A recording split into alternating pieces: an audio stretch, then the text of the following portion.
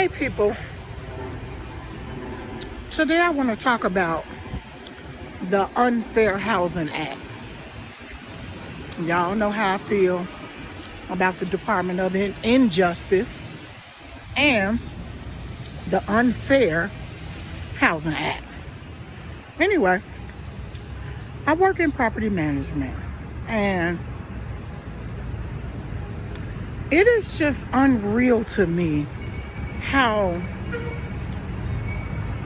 people can't afford to live. Now, I'm not talking about lazy people who say, I don't want to work. I ain't gonna work. I just don't want to work. I'm not talking about those people who are able-bodied and just choose not to make things happen. Those are not the people I'm speaking up for. I'm speaking up for people with disabilities, people with mental illness, people who were able-bodied and have gotten ill and are no longer able to work or fend for themselves.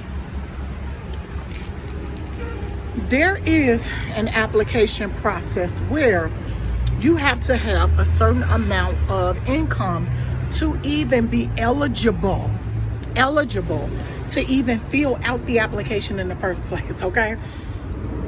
So if you are disabled and you're on Social Security, whatever kind of limited income that you're on, or small source of income that you may have, how are you going to meet these income requirements? Because if I'm guessing correctly, and I don't feel like doing the numbers right now, people who are on Social Security, most people who are on Social Security, their income is $840 a month. If you calculate that times 1 year, I believe they would have anywhere from $10,000, maybe $12,000, if that much. I don't feel, again, I'm not great at math and I don't feel like calculating it. So I know how to count money though.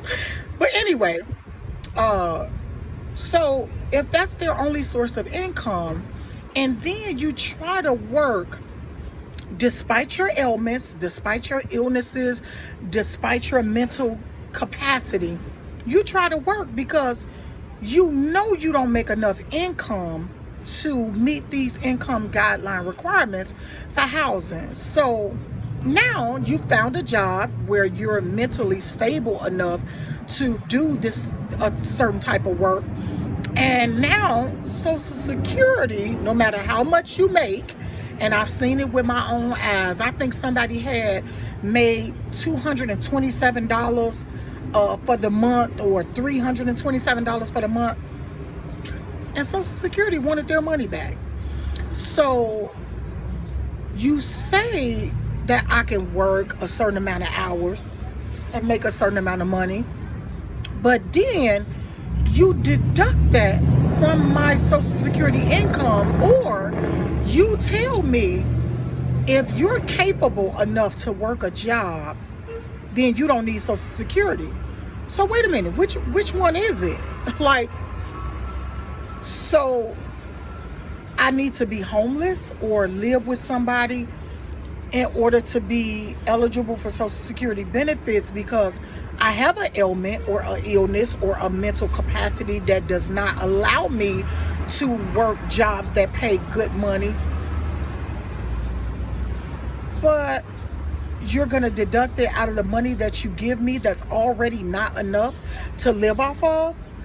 And as far as the housing people go, so you know that this is my only source of income, which again is approximately $9,800 a year or what have you. So you deny me for the apartment. And unless I am on Section 8 or low income, which is very hard to get on, and when you do get on the list, you wait till you're rich before you get it. Okay, thank you. I don't need that. I'm a millionaire now. Lord, help us and see us through. But at any rate, so now I don't meet the income requirements, because if I go work a job, Social Security is going to dip in the money that they give me. And if I do work a job, they're going to tell me, hey, maybe, just maybe, you don't need Social Security because you're capable and able of working. Then the housing people who deny you because you don't have enough income, where am I supposed to get the rest of this income from if I'm not able-bodied enough to work a consistent job? Where am I supposed to get this income from? So I believe that this is where a lot of our homelessness is coming from. Of course, it has a lot to do with drug abuse and alcohol abuse and mental illness. Yeah, it does. But right now, I'm talking about the income guideline requirements. I don't like it. I don't like it.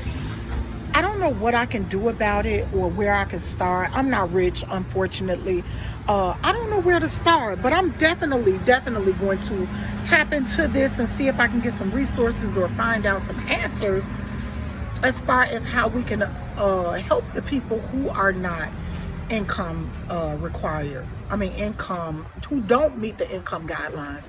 I don't like it, not one bit, but hey, who am I? I'm just Felicia Michelle, having real conversations, and y'all have a wonderful, wonderful day. Love you guys.